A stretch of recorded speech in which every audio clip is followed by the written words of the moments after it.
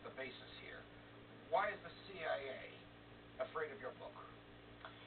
Well, I believe there are some people in the agency believe that the book contains some classified information, and this classified information has been redacted.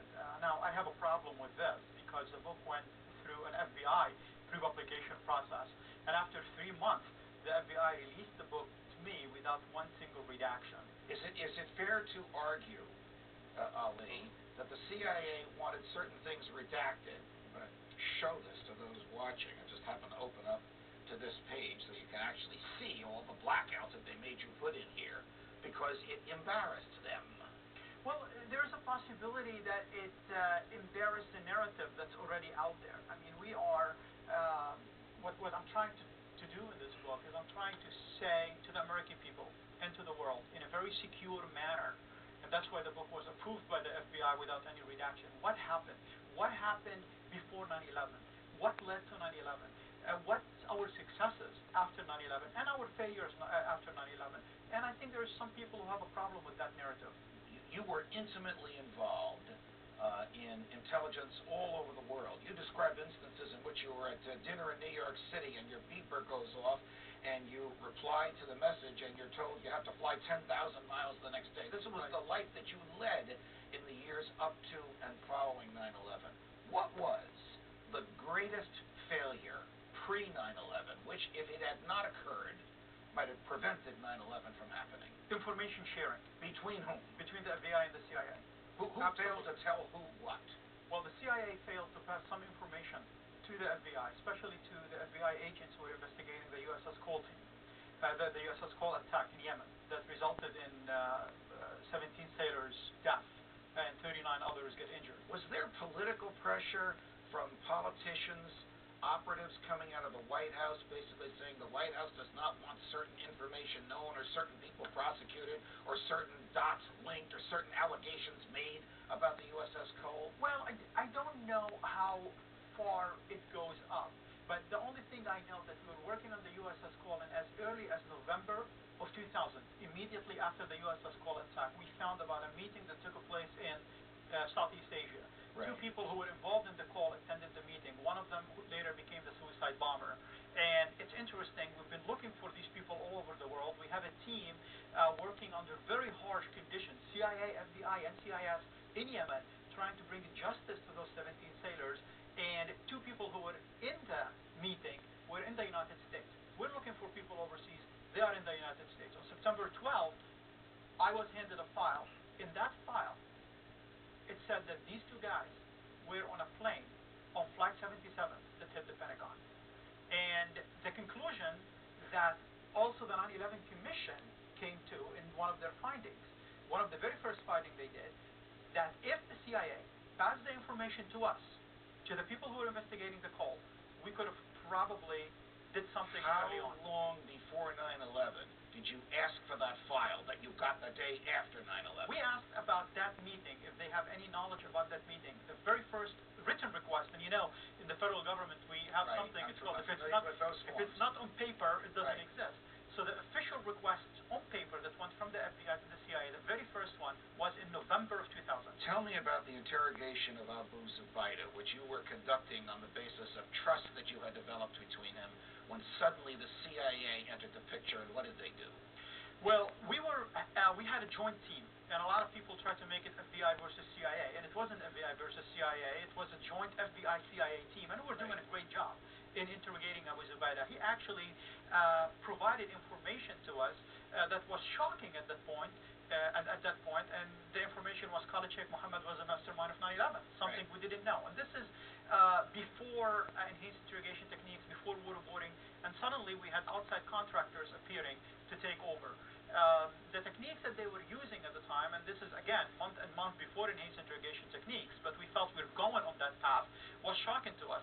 Matter of fact, a CIA officer, senior officer, left even before I left the location in a protest. In protest to the acts of physical abuse that these contractors were conducting on Abu Zubaydah. Absolutely. And did he tell more information or less after they began abusing him? Well, I don't believe these techniques worked, as I explained clearly in the book. Everything that we've been told about enhanced interrogation techniques, the alleged successes, happened way before waterboarding, and I was there. I was present there, and the timeline now, if you look at it in a logical way with everything that has been declassified, So is very clear about the that. CIA claims that it obtained information using what I would call torture and what they call enhanced interrogation techniques, whereas in reality that information was obtained by FBI agents using normal interrogation. Absolutely, sir.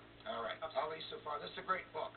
The Black Banners, the inside story of 9/11 and the war against Al-Qaeda.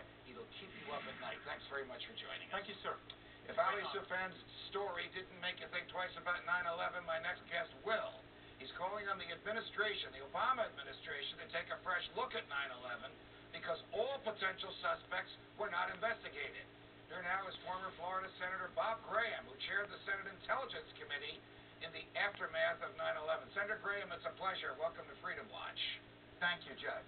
Why do you want the federal government, 10 years after the event, 4 years after the 9/11 Commission report was accepted by the Congress, to open up the investigation of what happened before, during, and immediately after 9/11?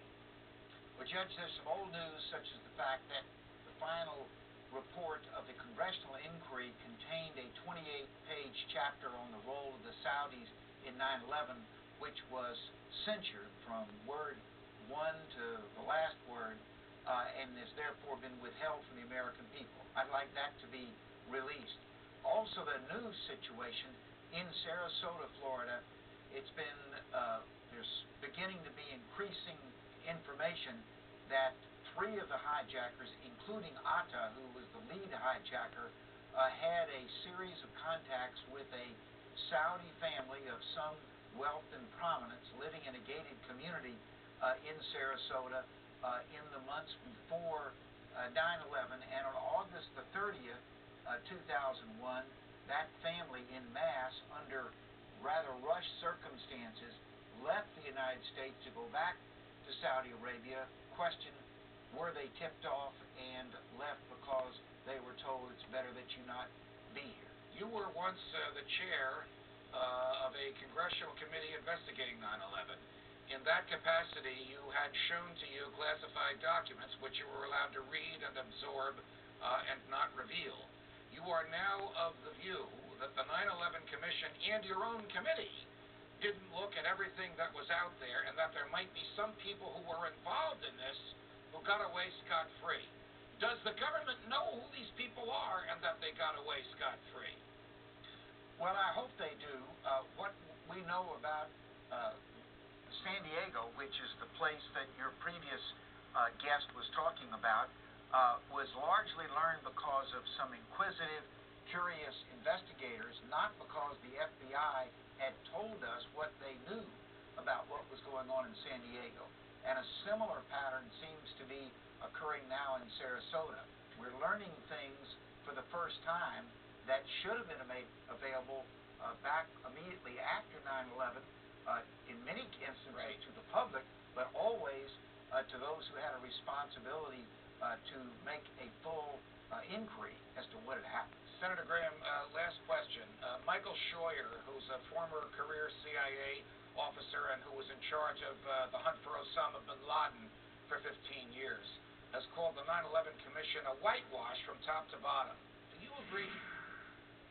Well, I can speak for our joint congressional inquiry. I thought it was a very thorough examination based on the information that either we received, as we should have, or that we found.